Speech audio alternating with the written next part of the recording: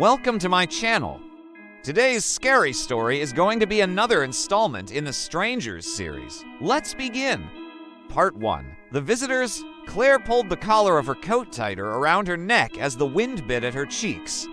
Snow swirled around her feet and the street lights cast long, dancing shadows across the sidewalk. It was the kind of night that felt like a bad idea, a night where staying inside with a good book and a cup of tea seemed like the only logical choice. But Claire was late and Mason, well, he hated being kept waiting. She quickened her pace, pulling her phone from her pocket to check the street view once more. Just 2 more blocks and she would turn onto his. The snow crunching under her boots was the only sound louder than the frantic beating of her heart. She shouldn't have come. She should be safe at home curled up by the fire. But here she was, almost at his door, about to see him after too long. The front door of the house stood open, invitingly dark against the glow of the porch light. Relief flooded her, and she started to relax a little. His car was in the drive, so he was home, but as she reached for the doorbell, a shiver ran down her spine. The hair on the back of her neck prickled, and an uneasy feeling settled in her stomach. There was something wrong, something in the openness of the door, in the quiet of the night, in the heavy stillness of the air. She hesitated, her finger hovering over the doorbell button. Was it just the storm getting to her? After all, it had been weeks since she'd seen him, months since she'd dared to hope. And tonight, the snow falling softly outside had made the perfect backdrop for a surprise visit. A smile touched her lips, and she pressed the doorbell. Silence. She waited, a laugh escaping her. Maybe he was in the shower. She knocked. Silence. Her smile faded, replaced by a frown.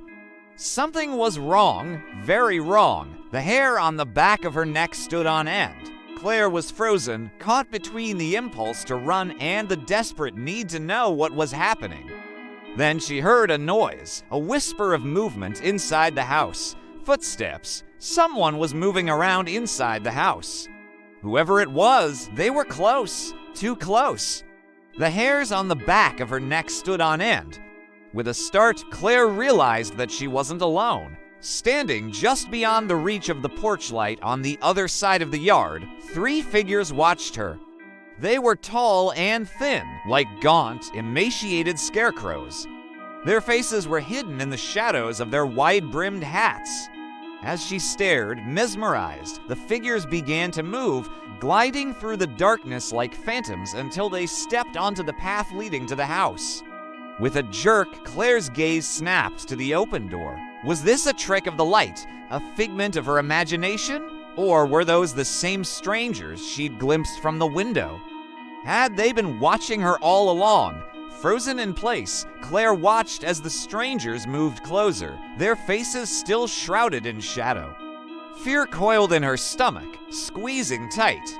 The porch light flickered, casting grotesque shadows that danced and twisted on the wall behind the strangers. In the sudden darkness, their forms seemed to stretch and warp, taking on an otherworldly, menacing aspect.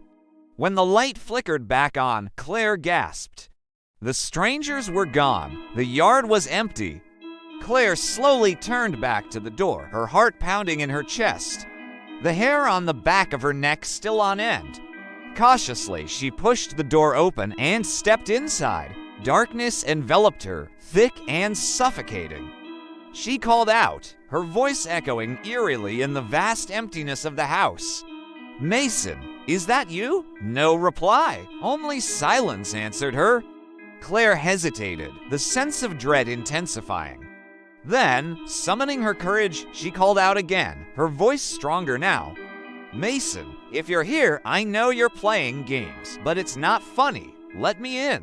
Still, no answer, only silence. Taking a deep breath, Claire stepped further into the house. Her eyes straining to pierce the darkness, she could make out the outline of a chair overturned, a table knocked askew. It was clear someone had been here, but it wasn't Mason. The air was heavy, charged with an unsettling energy that made the hairs on the back of her neck stand on end. She could feel eyes on her, watching her every move. Panic clawed at her throat, making it hard to breathe. She needed to get out of there, to run, to hide. But her feet seemed rooted to the spot, her body frozen by an unseen force. Then she heard a noise, a whisper of movement above her, footsteps. Someone was moving in the floor above. Claire's head snapped up, her eyes searching the darkness. Fear coiled in her stomach, squeezing tight. With a jerk, she realized that she wasn't alone. The hair on the back of her neck stood on end. Then, from the top of the stairs, she saw them emerge, the strangers. They were coming for her. And as they descended the stairs, she knew she had only one chance to escape. She ran. She ran blindly, desperately, the echo of her own footsteps pounding in her ears as she raced through the maze of rooms. She could hear them close behind her, their footsteps slow and measured, relentless. Her breath ragged in her chest, Claire burst through the front door and into the night. The wind snatched at her clothes, the snow stinging her face. She didn't care. She ran, not daring to look back. The forest loomed ahead, dark and foreboding. But without hesitation, she plunged into its depths. Behind her, the shouts of the strangers echoed, their voices distorted and inhuman. She could hear them crashing through the underbrush, their pursuit unwavering. But Claire kept running, the forest a blurry, dark tunnel, until she collapsed at the base of a large tree, her lungs burning, her legs screaming in protest. She slid down the tree, burying her head in the soft earth, trying to catch her breath. Tears streamed down her face, mingling with the snow and ice that clung to her eyelashes. Above her, the whispers of the strangers grew fainter, their voices carried away by the wind. Exhausted and terrified, Claire stayed hidden, waiting for the sounds of pursuit to fade completely. But as the forest grew silent, a new fear took hold. What if they found her? What if they were still out there, waiting, watching? The realization struck her with the force of a physical blow. She was trapped, hunted in the heart of the dark forest with no way out. To be continued in Part 2, The Hollowing. Please stay tuned for the next installment in this terrifying tale. And don't forget to leave a like and subscribe for more spine-chilling content.